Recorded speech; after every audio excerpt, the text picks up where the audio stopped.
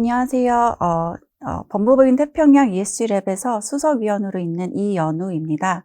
저는 오늘 여러분들께 2022년 글로벌 ESG 동향 및 기업 대응에 대해서 간략하게 소개해 드리겠습니다. 오늘 전체적인 내용은 다음과 같습니다. 첫 번째 섹션에서는 ESG 동향을 중심으로 주요 개념과 함께 국내외 이제 정부들을 중심으로 이뤄지고 있는 변화들을 소개해 드릴 거고요. 두 번째는 기업의 대응으로 국내 기업들의 현황, 그래서 올해 작년에 이어서 이제 ESG 원년이라든지 탄소 중립 원년에 대해서 기업들이 빠르게 ESG 이행을 추진을 하고 있는데 그거에 대한 현황과 기업의 전략들을 소개해 드리겠습니다. 네. 첫 번째 파트입니다. 그래서 ESG 주요 개념으로 이제 아마 ESG 공부를 좀 하신 분들께서는 많이 들어보셨을 것 같은데요. 간단하게 다시 한번 짚고 넘어가자면 ESG의 구성 요소와 함의에 대해서는 우선 ESG 각 파트별로 다음과 같은 구성 요소들이 세부적으로 있다라는 것을 보실 수 있습니다. 특히나 이제 환경 같은 경우는 뭐 기후 변화라는 굉장히 큰 주제도 있고 에너지 관리, 폐기물 수자원 관리, 그리고 포장 제품 수명 같은 순환 자원 같은 굉장히 중요한 개념들도 요즘 점점 부각이 되고 있습니다. 관련해서 요즘 많이 들으셨을 것 같은데 공급망 관리라는 개념도 이제 ESG를 그 기업이 연결되어 있는 전체 공급망 안에서 탄소 배출이라든지 뭐 그런 집가점 배출에 대한 에너지 관리가 어떻게 되고 있는지와 더불어서 공급망 관리는 사회 부문으로 연결이 되는 것이 이제 인권에 대한 부분들입니다. 그래서 환경과 사회가 굉장히 좀 밀접하게 연결이 돼 있기도 하면서 또 각각의 독자적인 파트들로 기업들이 좀 세심하게 신경을 쓰셔야 되는데 ESG에서 가장 중요한 것은 무엇보다도 이 지배구조 체계입니다. 그래서 의사결정 체계가 이사회 운영의 뭐 전문성, 독립성, 이런 것들의 좀 기본적인 원칙 하에 어떻게 환경과 사회 부문들을 관리하고 감독할 것인가에 대한 좀 중요한 시사점을 가지고 이 전체 메커니즘들이 운영이 되고 있습니다. 그래서 아마 비재무적 요소라는 단어를 많이 들으셨을 텐데 기존의 기업에게 좀 부과됐던 부분들이 재무 리스크에 대한 부분이었다면 이 비재무적 요소라고 하는 ESG는 이 비재무 리스크에 대해서 여기 보여드린 각각의 항목들을 아주 세심하고 꼼꼼하게 그리고 중장기적 관점으로 검토하시고 관리하셔야 된다라는 새로운 좀 시대적 그런 함의가 있을 것 같습니다. 그래서 ESG 규제 및 정책 강화라는 게 아마 ESG 시대에서는 가장 좀 기업분들이나 이제 사업하시는 분들께서 좀 고민을 하시고 신경을 쓰실 부분일 것 같은데 저희가 기존에 알았던 CSR이나 CSV의 개념과 달리 ESG는 좀 규제가 강화되면서 또 법제화와 함께 추진이 되는 부분들이 좀 많이 있습니다. 그래서 그림에서 표에서 보시듯이 ESG 관련 국내 법률이 이런 뭐 시대적 이런 좀 그 발전 과정들을 거치면서 오늘 현재 그리고 이후에 이제 시행령까지도 이렇게 예고가 되어 있고요. 그래서 우리나라 같은 경우는 아마 공급망 전체에 해당하는 이제 ESG 관련한 이건 정말 ESG를 위한 거다라든지 아니면 ESG를 강화하기 위해서는 공급망 전체를 볼 수밖에 없다라고 하는 항목은 이 중대재해처벌법이 있을 것 같습니다. 그래서 기업과 연결되어 있는 공급망, 그래서 이해관계자들, 시민재해까지도 이게 포함이 되다 보니까 그래서 이게 나 하나 잘해서 되는 게 아니다라는 그런 부분들이 분명히 있습니다. 그래서 우리나라는 중대재해라는 이제 산업안전관리 부분들이 있지만 이제 유럽을 중심으로는 이제 기업 지배구조 보고를 하는 부분, 그리고 탄소 감축에 대한 부분, 그다음에 아동 노동이라든지 인권 관련한 부분들이 계속 강화가 되고 있습니다. 그 국내외 법률 규제는 이렇게 있고요. 법률 규제가 강화되는 한 축과 함께 실은 꾸준하게 아마 더 강화될 것 같은 부분은 이 정보 공시에 대한 부분입니다. 그래서 궁극적으로 기업이 하고 있는 활동들 그리고 탄소 배출량이라든지 이런 환경 관련한 이런 좀 그 영향들을 이제는 적극적으로 공개를 해야 된다라는 그런 취지인데 아시다시피 이제 올해 같은 경우는 이제 상장사 기준 2조 원의 그런 매출 규모를 가지고 있는 기업들은 이 기업 지배 구조의 의무를 갖고 있고, 이거는 이후 2년 뒤에는 1조 원으로 내려오고 점점 더 강화될 것으로 이제 저희들이 예상을 하고 있습니다.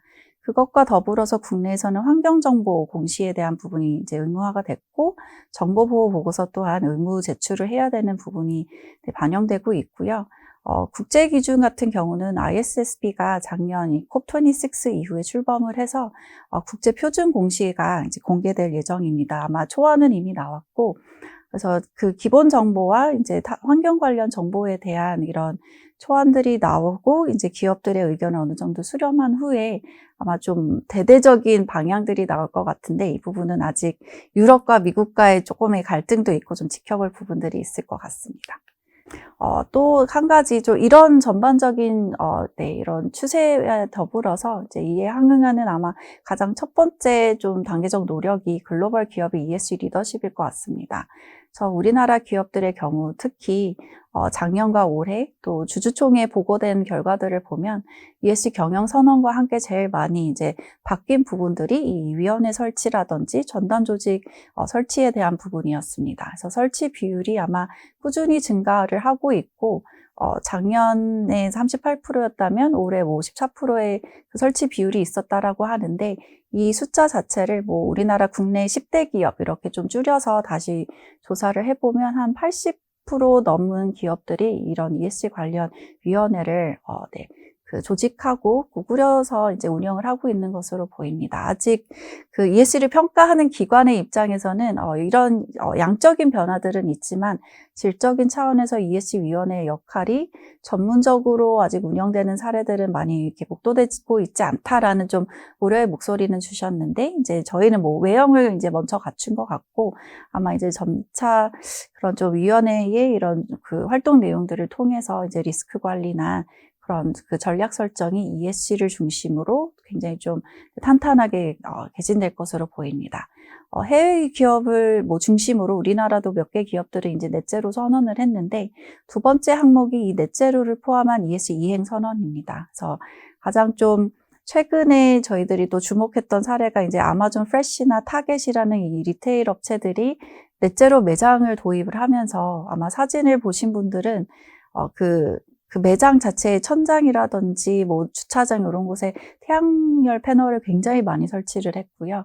그래서 이곳에서 발생하는 이제 전략시켰던 그 부분들을 다른 매장과도 연결을 시켜서 다른 기업이나 다른 매장의 이제 탄소 절감에도 좀 기여할 수 있는 방안들로 이제 설계가 되고 있습니다.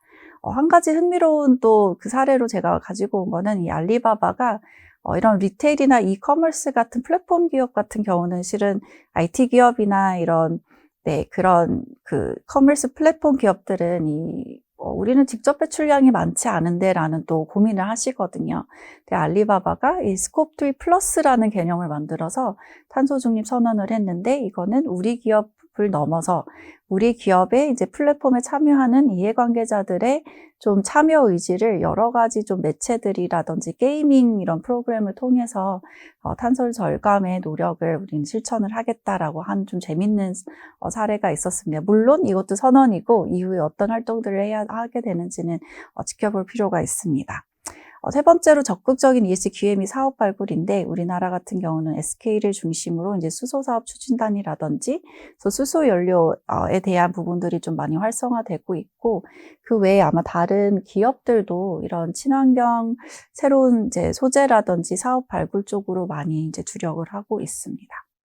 그래서 이런 시대적 배경과 좀 변화 속에서 기업들이 앞으로는 이제 어떻게 해야 되는가에 대한 고민이 아마 가장 크실 것 같은데, 우선 1차적으로 국내 기업이 어떻게 좀 대응을 하고 있는지 한번 보고, 그 이후의 전략들을 한번 저희들이 좀 살펴보겠습니다. 그래서 국내 기업의 현황으로 우선 가장 최근에 KCGS가 2021년 말 평가 점수들을 토대로 한번 분석을 냈었는데요. 궁극적으로는 우선 잘하고 있는 기업들은 점점 더 잘하고 있다. 그리고 평균은 당연히 이제 좀 많이 상향이 돼서 전반적으로 국내 기업들이 ESG에 대한 고민이나 그거에 대한 이행의 실천은 아무래도 빠르게 이제 그 향상이 되고 있다라는 결론입니다. 그런데 여기서 저희가 조금 더 주목할 부분들은 이렇게 전반적으로 평균은 네, 좀 올라가고 있지만 그거에 대비 이 기업과 산업별 격차는 조금씩 커지고 있는 것도 일부 좀 저희들이 눈여겨볼 사실이다라는 부분입니다. 그래서 아무래도 ESG 경영이 압박을 1차적으로 받을 대기업과 금융기업들의 좀 자발적이거나 부지런한 움직임이 있었다면 중소 중견기업의 경우는 뚜렷한 뭐 압박의 경로가 없다라든지 아니면 정확한 목표 설정이 뭐 KESG 가이드라인이라든지 여러 이제 이런 매개체를 통해서 접하는 부분들도 조금 더 불명확한 부분들이 많고 또 굉장히 좀 그 사업 영역도 굉장히 제한적이다 보니까 이 탄소 배출의 부분, 환경 영향을 뭐 잴 수 있는 부분들을 이렇게 좀 계량화시킬 수 있는 부분에 대한 여러 어려움 때문인지 중소중견기업의 경우는 더 적극적으로 이렇게 활동을 하기가 그렇게 쉽지는 않았다라는 부분입니다. 두 번째 변화는 격차는 상장사와 비상장사 간의 이 격차인데요. 아무래도 지배구조 보고서의 의무화가 상장사를 중심으로 이제 펼쳐지다 보니 비상장사의 경우는 상장사가 하는 것들을 우선 지켜는 보고 또 매년 이후에 이제 IPO를 하실 계획에 있는 기업들은 이후에 목표로 설정을 하고 검토는 하시지만 아직 그 적극적으로 자발적으로 하시는 부분들은 상대적으로 적었다라는 것 같고, 그다음에 이제 핵심 제조 산업으로 볼 수 있는 반도체 제조, 모빌리티를 중심으로 아무래도 빠르게 그 국제 정세에 맞춰서 빠르게 변화하고 있지만 아까도 말씀드렸다시피 이제 환경 영향에 대한 임팩트가 적은 서비스 산업 같은 경우는 조금 더 천천히 지금 움직이고 있었다라는 부분이 있습니다.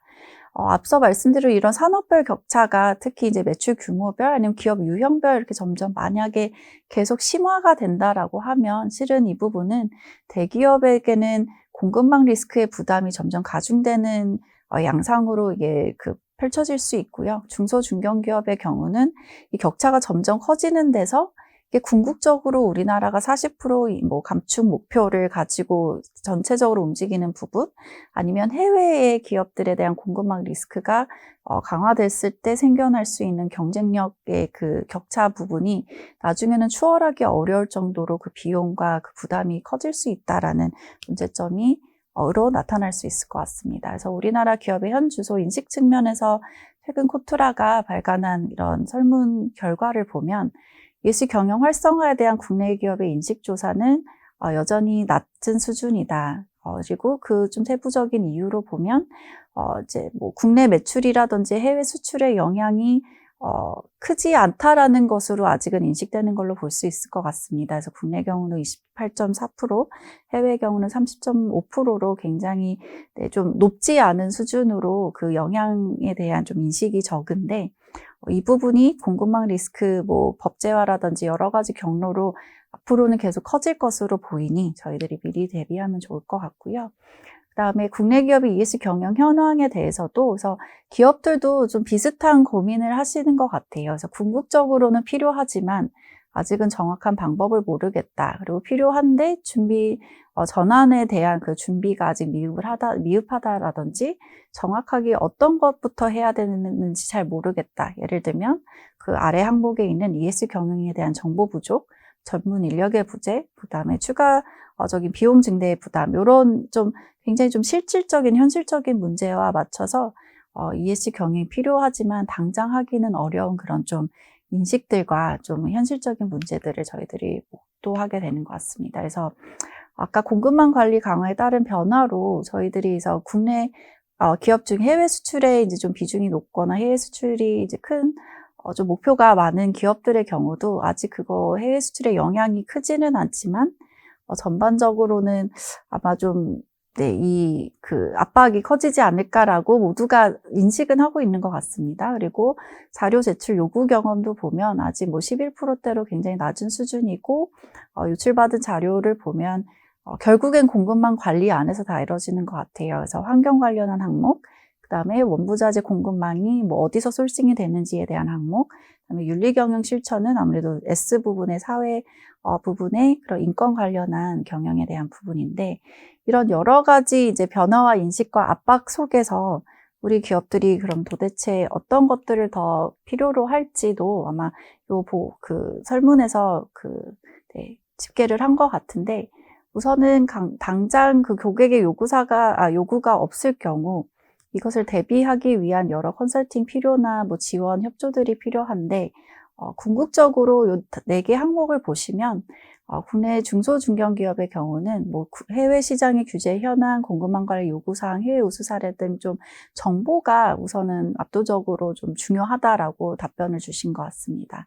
그리고 그것에 대한 ESG 컨설팅 방안을 뭐 정부라든지 아니면 연결되어 있는 대기업이라든지 이런 곳들의 좀 지원 방법들이 좀 필요할 것 같고, 궁극적으로는 결국 정보를 얻을 수 있는 다양한 루트들이 있으면 좋겠다라고 답변을 주셨는데, 이게 아마 이제 저희 같이 법무법인에서 이렇게 서비스를 제공드리는 부분도 아직도 현 단계에서는 이런 정보 제공의 부분들이 훨씬 더 높습니다. 그래서 기업분들에게 최대한 많은 정보를 드리고, 그리고 지금은 또 정보가 너무 많은 것도 가끔 문제가 돼서 정보를 최대한 좀 활용하시기 쉽게 저희들이 뭐 이렇게 1, 2, 3 이런 스텝 이런 전략들을 많이 좀 보여드리고 있어요. 그래서 좀 실무적으로 당장 어떻게 활용하실 수 있겠다라는 취지로 이렇게 제공해드리고 있는데, 이게 어떻게 연결이 되냐면, 선도기업의 ESG 이행 방법을 이제 딜로이트에서도 최근에 분석을 하고 그 설문 결과를 냈었는데요.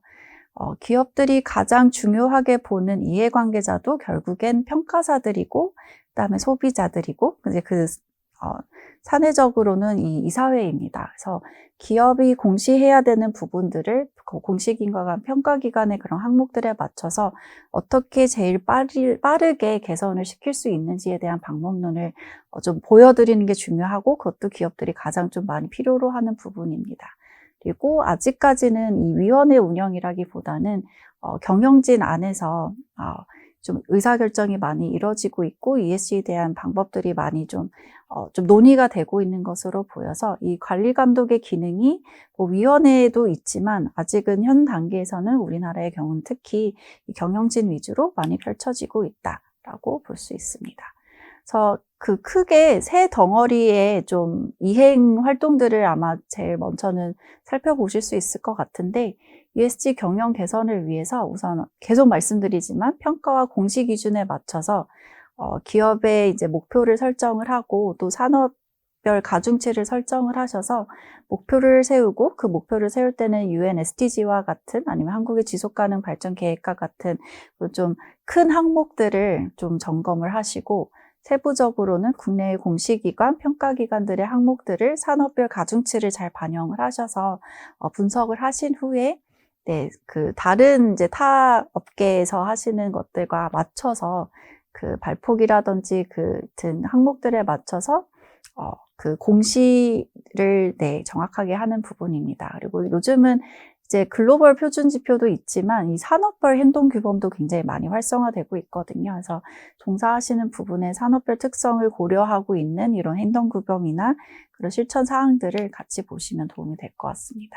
그래서 글로벌 기업의 공급망 관리 강화에 맞춰서 아마 협력사가 이때는 가장 좀 큰 리스크 요인으로도 대기업 입장에서도 많이 좀 보여지고 있고, 뭐 애플이나 테슬라, 마이크로소프트 같은 경우도 어디에서 어떤 물자를 조달을 받았냐에 따라서 좀 여러 가지 리스크들이 좀 발생을 했던 사례가 있는데, 이런 부분들을 면밀히 잘 살펴보시고 내 산업에서 그 요구하는 수준의 리스크가 살펴보길 요구하는 리스크의 수준이 어떤 것인지 잘 보시길 바라고, 또 연결되어 있는 대기업이라든지 협력사들의 또 그런 좀 세부적인 사항들을 잘 검토하실 필요가 있을 것 같습니다. 그 다음에 글로벌 선도 기업의 공급망 관리 활동들을 잘 살펴보셔서 정말 아무래도 좀 더 많은 눈들의 좀 감시를 받고 있는 이런 글로벌 기업들이 조금 더 활성화시키는 부분들이 있거든요. 우리 평가받고 있는 부분들도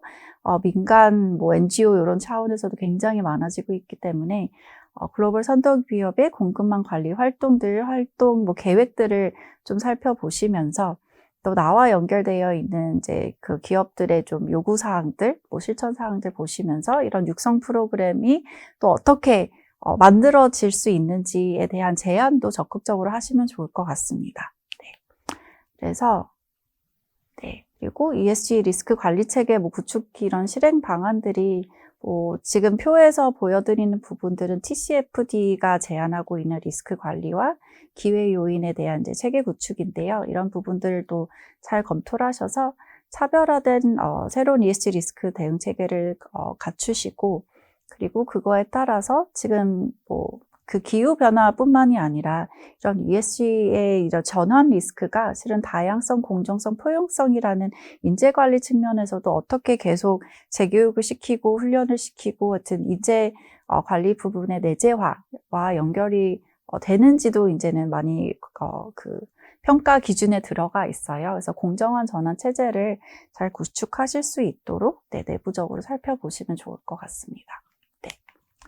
그래서 그 네이버랑 카카오 같은 경우는 굉장히 빠르게 그리고 매해 새로운 업데이트를 하고 있어요. 그래서 네이버 같은 경우도 ESG 관리 체계를 위원회 산하의 뭐 대회 ESG 정책 대표도 있고 그린 임팩트도 있고 그 하위에 또 여러 가지 워킹 그룹들을 만들어서 이제 좀 빠르게 추진을 하고 있고, 카카오 같은 경우는 ESG 관리 체계를 위원회, 그다음에 공동체 얼라이먼트 센터를 만들어서 총괄하는 그런 좀 활동들을 펼치고 있습니다. 그래서 소셜 임팩트, ESG 지원, 워킹 그룹. 그래서 여러 가지 좀 전담체들을 만들어서 이 위원회를 서포트하고 있다라고 보시면 됩니다.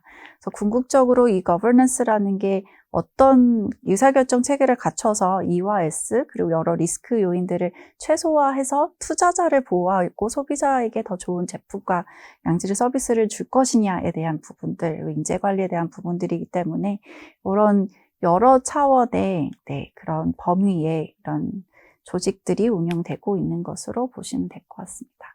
그래서 결론입니다. 그래서 시사점으로 그 유럽의 동향과 이제 뭐 미국의 동향도 마찬가지지만 이런 해외의 이런 법제화 동향들을 보면 저희가 작년 말에 그 정부가 공개했던 그 K 텍소노미라는 부분들이 유럽의 상황과 비추어서 보면 어떻게 K 텍소노미도 좀 그 도입이 되겠구나를 저희들이 한번 유추해 볼 수 있을 것 같은데요. 그래서 EU 같은 경우도 그런 분류 체계를 공급망 실사라든지 비재무 정보 보고 지침, 뭐 지속 가능 금융 공시 규정 이런 데 다 법제화하는 이제 전환이 되고 있거든요. 그래서 우리나라의 K 텍소노미도 공급망 실사 제도라든지 여러 이제 법제화와 연결되어서 아마 추진이 될 수 있다. 그래서 K 텍소노미도 한번 꼼꼼히 보시면 좋을 것 같고, 또 거의 자가점검 모델로 작년에 공개됐던 그 KESG 가이드라인도 산업별 뭐 특성에 맞춘 가중치를 담은 이제 뭐 그 새로운 지표가 나온다라고는 하는데 저희들이 그 부분도 좀 같이 검토하면서 변형하시면 좋을 것 같습니다. 그래서 이렇게 고도화되고 활성화되는 만큼 ESG 경영과 이해은 필수다. 그래서 꾸준하게 관리를 하실 필요가 있고, 그래서 특히 지금은 탄소 중립과 기후변화 전환이라는 좀 대대적인 목표를 가지고 국가 전체, 뭐 국제 전체 온 지구가 함께 달려가고 있는 만큼 꾸준하게 앞서서 이제 그 관리를 하면 좋을 것 같고, 제가 이제 선제적인 ESG 경영 관리가 필요하다라고 두 번째 좀 시사점으로 담은 이유는 이제 지금은 저희가 리스크라는 단어를 더 많이 쓰지만 이후에는 격차가 점점 벌어지면 조만간 알고 이미 그런 기업들도 있는데 심리스크가 아닌 기회 요인으로 새로운 사업 개발을 하고 좀 가치 창출의 측면으로 전환하는 기업들이 점점 많아지면 이 격차가 좀 심화될 것입니다. 그래서 이 격차가 커지기 전에 하루빨리 ESG 경영을 도입하셔서 실천을 하시는 게 그 이후에 중장기적인 목표나 그런 성과 관리에도 훨씬 도움이 되실 것으로 보입니다. 그래서 여러 가지 변화들이 이루어지고 있는데요. 그래서 ESG 경영이 어렵게 느껴지실 수도 있지만 좀 공시 기준과 평가 기준들은 굉장히 구체적으로 요즘 나오고 있는 만큼 하나하나 하실 수 있는 부분들부터 잘 따져 보셔서 시작을 하시면 좋겠습니다. 경청해 주셔서 감사합니다.